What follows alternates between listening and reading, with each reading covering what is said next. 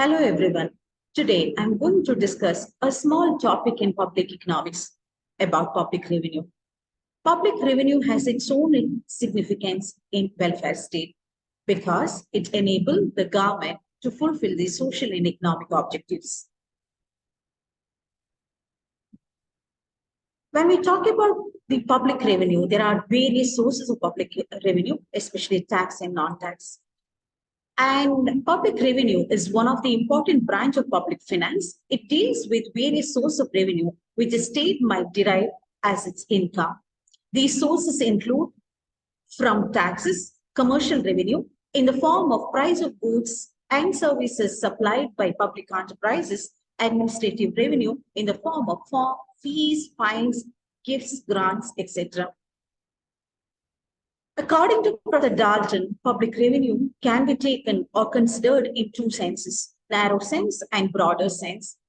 Narrow sense includes the income from taxes, prices of goods and services supplied by public sector undertakings, revenue from administrative activities.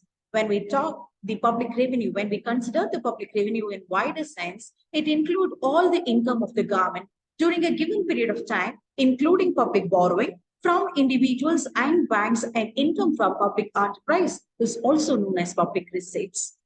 Now, talking about the distinction between public revenue and public receipts. Public revenue include the income which is not subject to repayment by the government, but public receipts include all the income of the government, including public borrowing and issue of new currency. In this way, public revenue is also a part of public receipts. Public receipts is equal to public revenue plus public borrowing plus issue of new currency. The sources of revenue, the major source of revenues are taxes, and tax is a compulsory contribution made by the citizen to the government without lot of burden. And in this session, I'll focus more on non-tax revenues than the tax revenue. When we talk about the non-tax revenues, it can be divided into four important types, that is commercial revenue, administrative revenue, gifts, grants, and other. Talking about the commercial revenue, it is the income earned by public enterprises by selling their goods and services, for example, payments for postage, tolls, interest on borrowed funds, etc. Are also known as the prices because they come in form of prices of goods and services provided by the government. So this is about the commercial revenue, one of the first segment of non-tax revenue.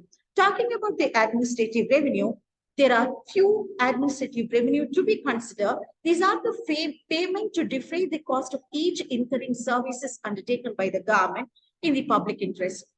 According to Professor Seligman, the fees are the payment imposed by the government. For example, court fees, license fees, passport fees, and etc. Then in the administrative revenue, then comes about the fines and penalties. Fines and penalties are imposed on persons as a punishment for the infringement of law. They are also imposed to prevent the crime.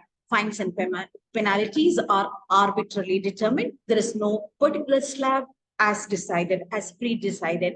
Then comes about the special assessment. According to Professor Seligman, a special assessment is a compulsory contribution levied in proportion to the special benefit derived to the cost of specific improvement of property undertaken in the public interest. For example, when the government constructs highways, the price of plots on either side of it will naturally go up.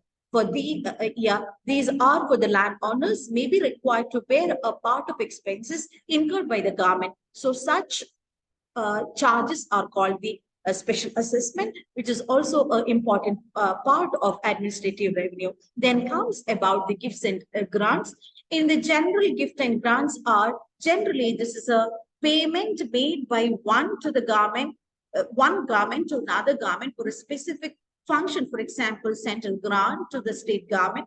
Grants are voluntary contributions made by people to the government for special purposes. And gifts and grants also has its own significance in non-tax revenue. Then comes about the other source of revenue to the government, such as forfeitures, escheats, and issue of currency and borrowing.